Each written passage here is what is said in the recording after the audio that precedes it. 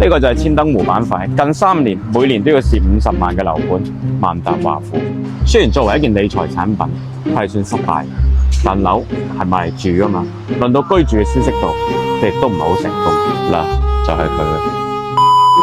呢度係南海金街，喺你買之前，好多中介佬會同你講，佢代表住繁華，但當你入住之後，佢就係你噩夢嘅開始，亦都係個溫馨嘅鬧鐘。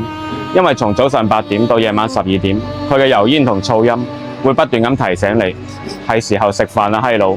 200米就係地鐵站，係呢個項目嘅賣點。因為呢度冇乜佛山人，所以大家係要坐地鐵嘅。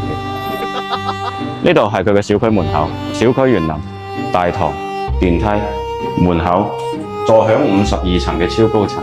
每次回家都係一個漫長嘅旅途。87方嘅入正廳有23方，牆係夠長，但係唔夠闊。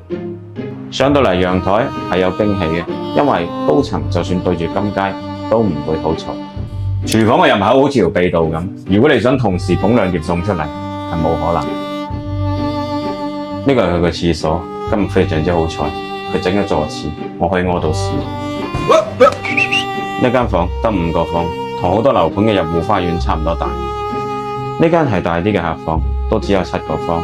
如果放米半床，你就放唔落衣櫃。呢度係一間冇主套嘅主人房，喺而家呢個市場上，唔知呢啲仲受唔受歡迎。但係買呢度嘅人都唔係傻嘅，雖然佢係一個落寞嘅王者，亦都比而家新規嘅產品打得體無完膚。但係樓下地鐵燈小加燈中嘅書包，亦都保持住佢嘅地位。總結一句，195萬嘅總價，如果佢再肯降啲，應該都有人肯為呢個地段而去埋單。